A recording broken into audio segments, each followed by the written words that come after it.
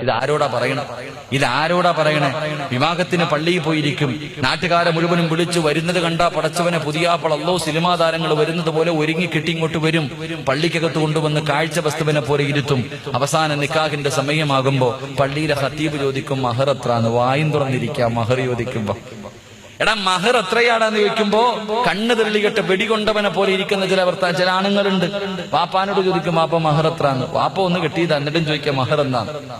എന്റെ പ്രിയപ്പെട്ട സഹോദരങ്ങളെ, മഹർ എന്ന് പറഞ്ഞാൽ എന്താ? നിങ്ങളുടെ നാട്ടിലൊക്കെ അറിയണം. ഇവിടെ എങ്ങനെയാടെ മഹറൊക്കെ കൃത്യം ചില സ്ഥലങ്ങളിൽ നിശ്ചിത മഹറുണ്ട്. 5 പവൻ 10 പവൻ കൊടുത്തേ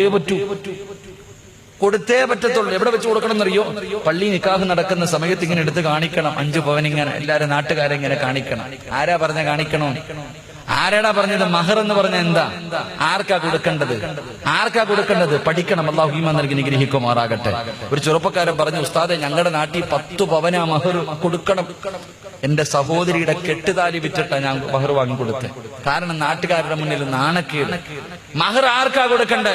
പെണ്ണിന്റെ വാപ്പായ്ക്കാ മഹർ കൊടുക്കണ്ടേ? അല്ലെങ്കിൽ പെണ്ണിന്റെ വീട്ടിൽ നിന്ന് കിട്ടുന്ന പൈസയ്ക്കാ മഹർ കൊടുക്കണ്ടേ? എടാ മഹർ എന്ന് പറഞ്ഞാൽ എന്തെന്നറിയോ? അതിന് നിശ്ചിത ഒരു അളവില്ല.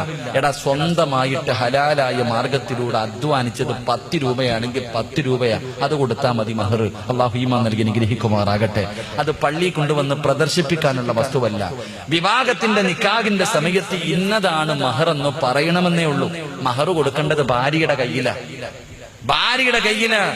അല്ലാഹുവേ പടച്ചവനെ മണിയറക്കകത്ത് കടന്നു ചെല്ലുമ്പോ ഭാര്യയുടെ കയ്യിൽ കൊടുത്തിട്ട് പറയണം, ഇതെന്റെ മഹർ, ഇതേ എന്റെ കയ്യിലുള്ളൂ. 10 രൂപയെങ്കിൽ 10 രൂപ. മോളെ ഇനി ഒന്നുമില്ലെങ്കിൽ ഒന്നുമില്ല, ഞാൻ നിന്നെ മരിക്കണ കാലം വരെ ദുഃഖത്തിലും സന്തോഷത്തിലും ഞാൻ നിന്റെ കൂടെ ഉണ്ടാകുന്ന ഒരു നല്ല വാക്ക് പറഞ്ഞാൽ മതി. ഭാര്യ തൃപ്തിപ്പെട്ട അതിനാ മഹർ എന്ന് പറയുന്നത്. അല്ലാഹു ഈമാൻ നൽകി നിഗ്രഹിക്കുമാറാകട്ടെ. ആദം നബി ഹവ്വാ ബീവി റളിയല്ലാഹു തആല അൻഹു കൊടുത്തത് സലാത്തായിരുന്നടാ പൊന്നുമോനെ. എത്രയോ ഹദീസിന് എത്രയോ സഹാബാക്കൾ കൊടുക്കാൻ പൈസയില്ലാതെ മഹറായിട്ട് കൊടുത്തത് ഭാര്യയോട് പറഞ്ഞു, ഞാൻ നിനക്ക് ഖുർആൻ പഠിപ്പിച്ചു തരാം. ഇതിനാ മഹർ എന്ന് പറയുന്നത്. സ്വന്തമായി അധ്വാനിച്ച ഹലാലായ മാർഗത്തിലൂടെ ഉള്ളത് അത് എന്താണോ അത് ഭാര്യയുടെ കയ്യിൽ കൊടുത്ത് തൃപ്തിപ്പെടുത്ത്. അതിനാണ് മഹർ എന്ന് പറയുന്നത്. അല്ലാഹു ഈമാൻ നൽകി അനുഗ്രഹിക്കുമാറാകട്ടെ.